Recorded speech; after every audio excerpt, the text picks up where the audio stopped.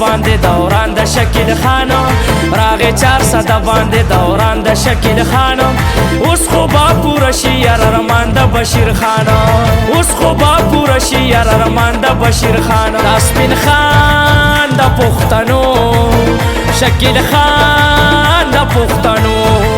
د پښتونخوا د دنګو غرونو ازمرې یما زه شکیل خانې یما او زه شکیل خانې د پښتونخوا د دنګو غرونو ازمرې یما زه شکیل خانې یما او زه شکیل خانې نن ډیر زیات زړه مې خوشحاله دی چې موږ سره سپین خان دغه رونه دغه دوستان دغه عزیزان دغه تعلقداران نن مونږ له د ورورولۍ لاس راکو مونږ له د پښتو لاس راکو او د باچا خان بابا دې پښتنه ډله کې شامل شو نو ډېر د خوشحالۍ خبره ده او سپین خان دا کسان ډېر خوشحاله دي چې د عوامي نشنل پارټۍ یو کس یو ورکر چې کله ورته د دې پروګرام پته ولګېده نو وګوره څومره جوش و خروش سره راغلي دي څومره په مینه باندې راغلي دي څومره په جوش و جذبې باندې راغلي دي ځکه چې دوی خوشحاله دي چې ستا شانته ښه ورکر ستا شانته ښه یو سیاسي کس نن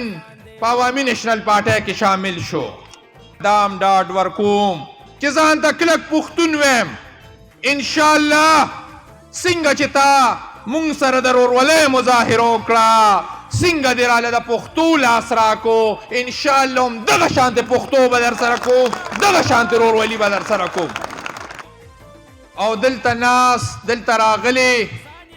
هر یو ملګري ته هم دا خواست پکوم چې دا 15 ورځې دي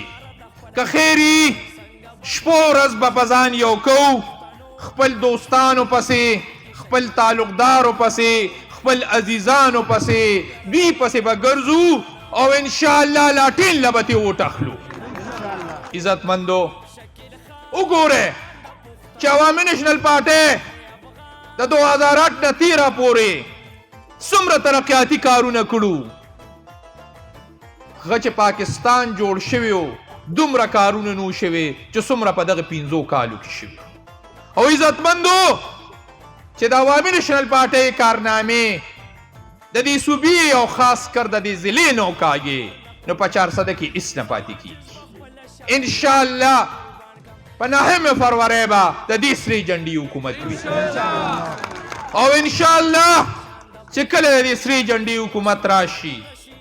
نو د ترقۍ د ودانۍ او د سوکالۍ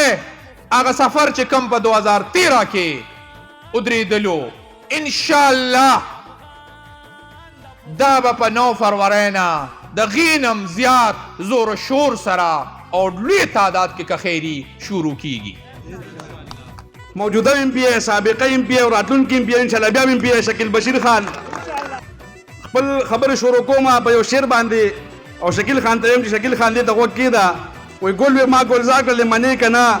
څومره مې سینګار کړلې منې که نه او خلکو راته ویل چې داسې نه کېږي چل کړې مې یار کړلې منې که نه او ما چې مې رقیب ته خپل سړي شمارل خپلو کې مې شمار کړلې منې که نه زما ملګرو زه تاسو ته په نوټس کې یوه خبر راولم او شکیل خان ته هم راولم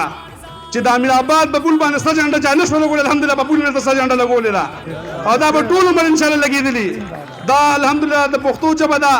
دا د غیرت ژبه ده ما سره خپل قوم ولاړ دی ما سره خپل کلی ولاړ دی ما سره تروړی ماما زامن ولاړ دي او ټول عمر به انشاءالله شکیل خان ستا پسې به روان وو ستا په لار باندې به زموږ لارې انشاءالله چې کوم طرف ته روان یې هغه طرف انشاءالله موږ ته روان وو ستا په فلسفه باندې پوهېږي شکیل خانه پوهېږي شکیل خانه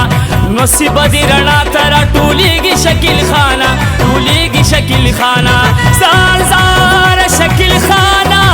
زار